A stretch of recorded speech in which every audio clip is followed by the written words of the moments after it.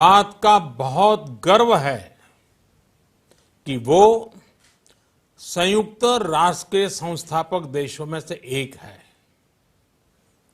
आज के इस ऐतिहासिक अवसर पर मैं आप सभी के सामने भारत के 130 करोड़ लोगों की भावनाएं इस वैश्विक मंच पर साझा करने आया हूं। अध्यक्ष महोदय, 1945 की दुनिया निश्चित तौर पर आज से बहुत अलग थी। पूरा वैश्विक माहौल, साधन, संसाधन, समस्याएं, समाधान सब कुछ भिन्न थे।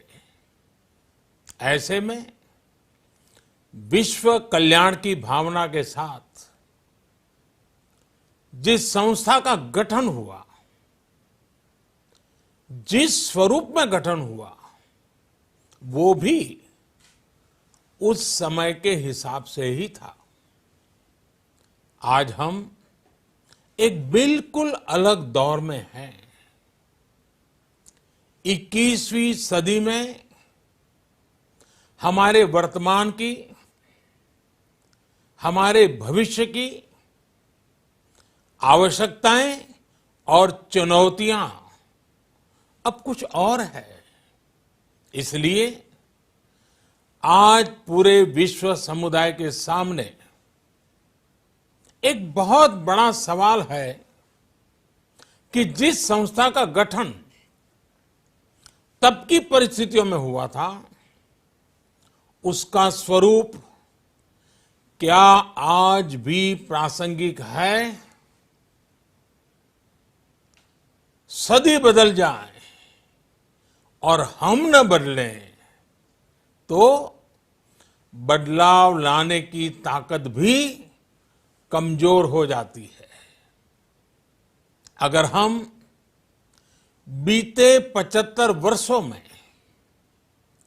संयुक्त राष्ट्र की उपलब्धियों का मूल्यांकन करें तो अनेक उपलब्धियां दिखाई देती हैं, लेकिन इसके साथ ही अनेक ऐसे उदाहरण भी हैं जो संयुक्त राष्ट्र के सामने गंभीर आत्ममंथन की आवश्यकता खड़ी करते हैं। ये बात सही है कि कहने को तो तीसरा विश्व युद्ध नहीं हुआ, लेकिन इस बात को नकार नहीं सकते कि अनेकों युद्ध हुए, अनेकों गृह युद्ध भी हुए। कितने ही आतंकी हमलों ने पूरी दुनिया को थर्रा कर रख दिया। खून की नदियां बहती रही। इन युद्धों में, इन हमलों में जो मारे गए वो हमारी आपकी तरह इंसान ही थे। वो लाखों मासूम बच्चे जिन्हें दुनिया पर छा जाना था, वो दुनिया छोड़कर चले गए।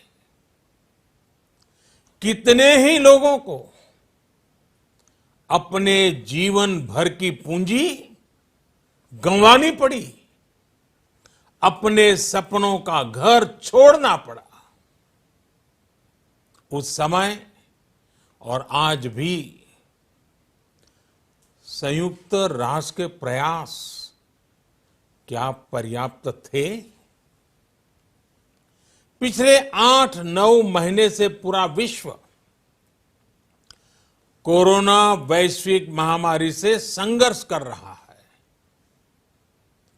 इस वैश्विक महामारी से निपटने के प्रयासों में संयुक्त राष्ट्र कहां है? एक प्रभावशाली रिस्पांस कहां है? अध्यक्ष महोदय, संयुक्त राष्ट्र की प्रतिक्रियाओं में बदलाव, व्यवस्थाओं में बदलाव, स्वरूप में बदलाव आज समय की मांग है। संयुक्त राष्ट्र का भारत में जो सम्मान है, भारत के 130 करोड़ से ज्यादा लोगों का इस वैश्विक संस्था पर जो अटूट विश्वास है, वो आपको बहुत कम देशों में मिलेगा। लेकिन ये भी उतनी ही बड़ी सच्चाई है कि भारत के लोग संयुक्त राष्ट्र के रिफॉर्म को लेकर जो प्रोसेस चल रहा है, उसके पूरा होने का बहुत लंबे समय से इंतजार कर रहे हैं। आज भारत के लोग चिंतित हैं कि क्या ये प्रोसेस कभी एक लॉजिकल एंड तक पहुंच पाएगा? आखिर कब तक भारत को संयुक्त राष्ट्र के डिसीजन मेकिंग स्ट्रक्चर से अलग रखा जाएगा?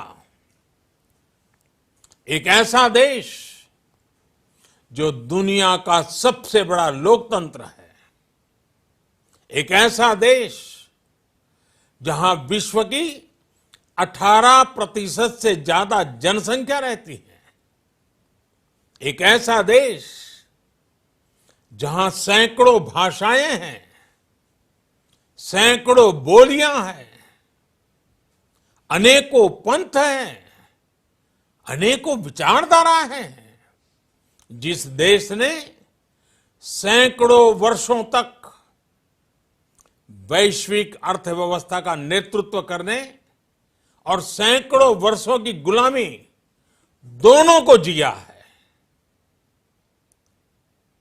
अध्यक्ष महोदय, जब हम मजबूत थे तो दुनिया को कभी सताया नहीं। जब हम मजबूर थे तो दुनिया पर कभी बोझ नहीं बने। अध्यक्ष महोदय, जिस देश में हो रहे परिवर्तनों का प्रभाव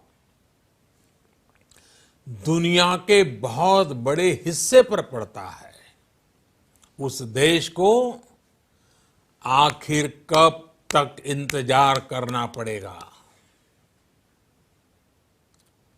अध्यक्ष महोदय, संयुक्त राष्ट्र जिन आदर्शों के साथ स्थापित हुआ था और भारत की मूल दार्शनिक सोच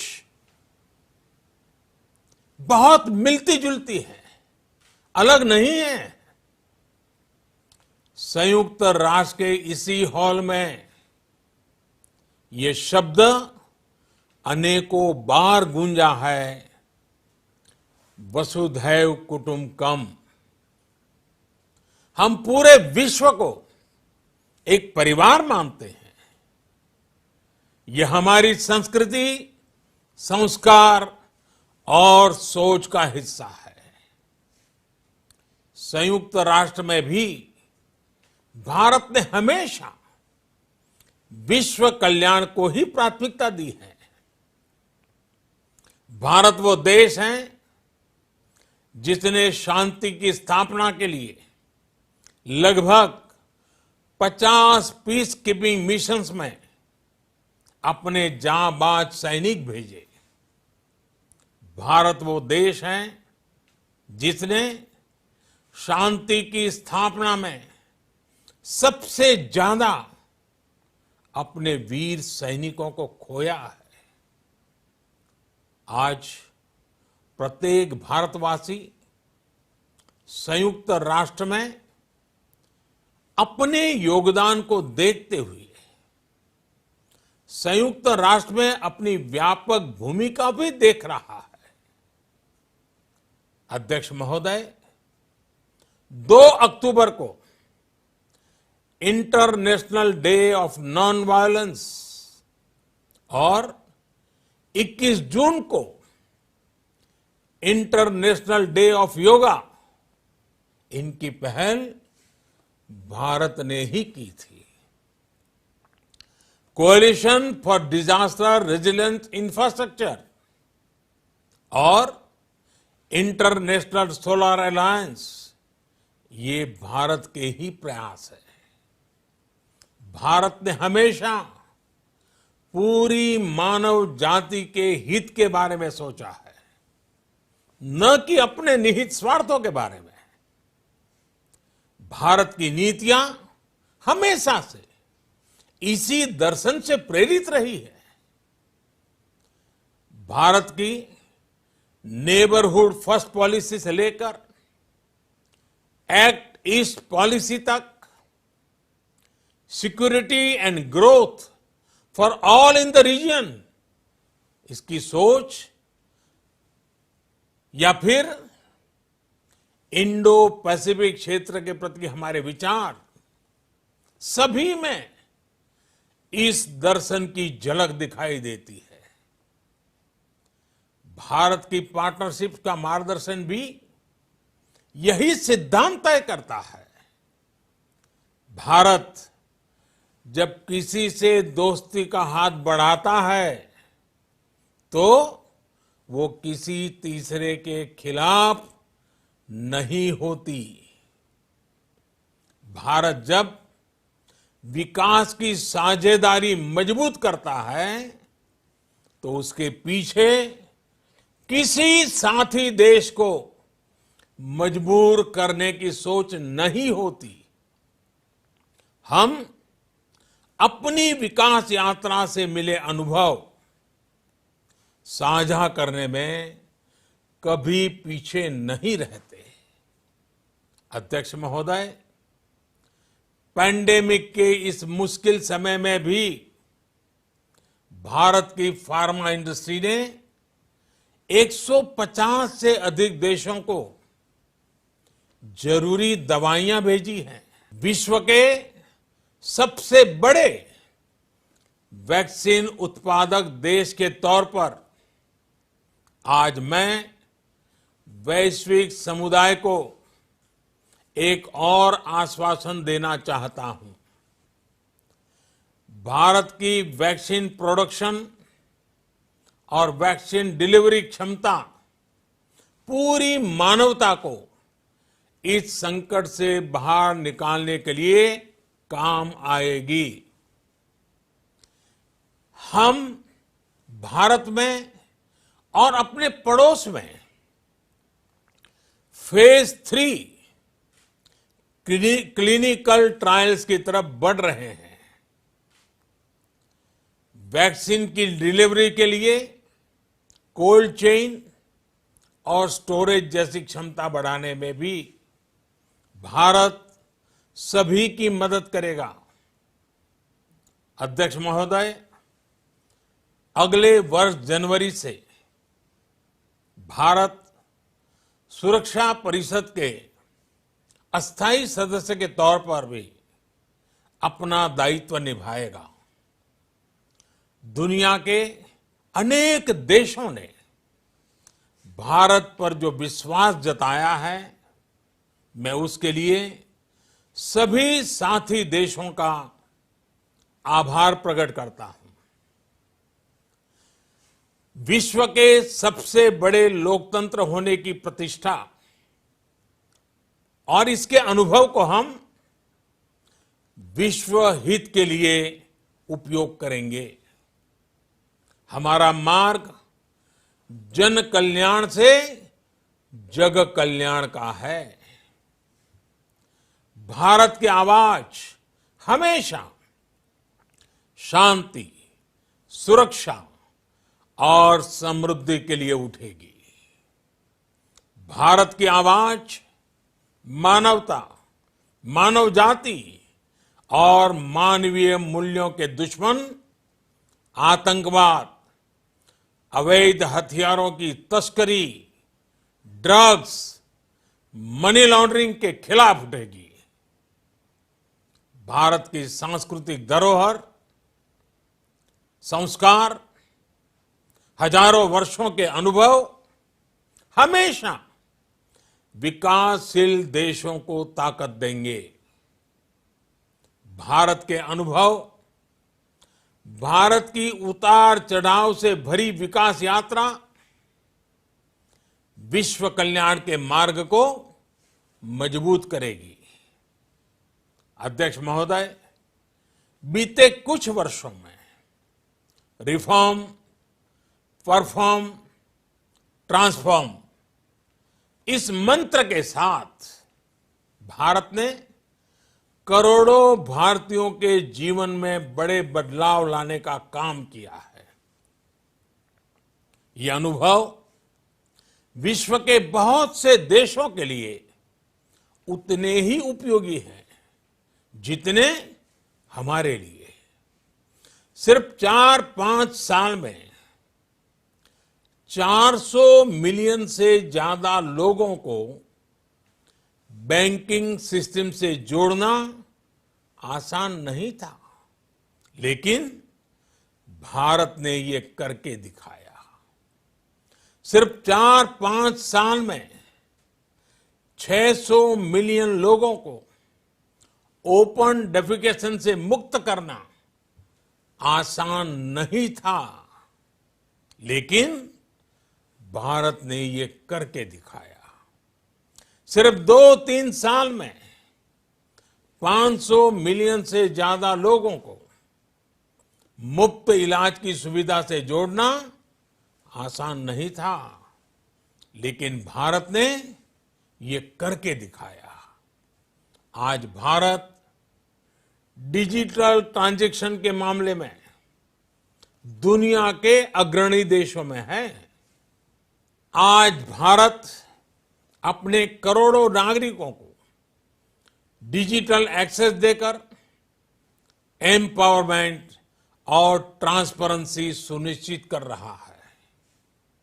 आज भारत वर्ष 2025 तक अपने प्रत्येक नागरिक को टीबी से मुक्त करने के लिए बहुत बड़ा अभियान चला रहा है। आज भारत अपने गांवों के 150 मिलियन घरों में पाइप से पीने का पानी पहुंचाने का अभियान चला रहा है। कुछ दिन पहले ही भारत ने अपने 6 लाख गांवों को ब्रॉडबैंड ऑप्टिकल फाइबर से कनेक्ट करने की बहुत बड़ी योजना की शुरुआत की है। अध्यक्ष महोदय, पैंडेमिक के बाद बनी परिस्थितियों के बाद हम आत्मनिर्भर भारत के विजन को लेकर आगे बढ़ रहे हैं। आत्मनिर्भर भारत अभियान ग्लोबल इकोनॉमी के लिए भी एक फोर्स मल्टीप्लायर होगा। भारत में आज ये सुनिश्चित किया जा रहा है कि सभी योजनाओं का लाभ बिना किसी भेदभाव प्रत्येक नागरिक तक पहुंचे।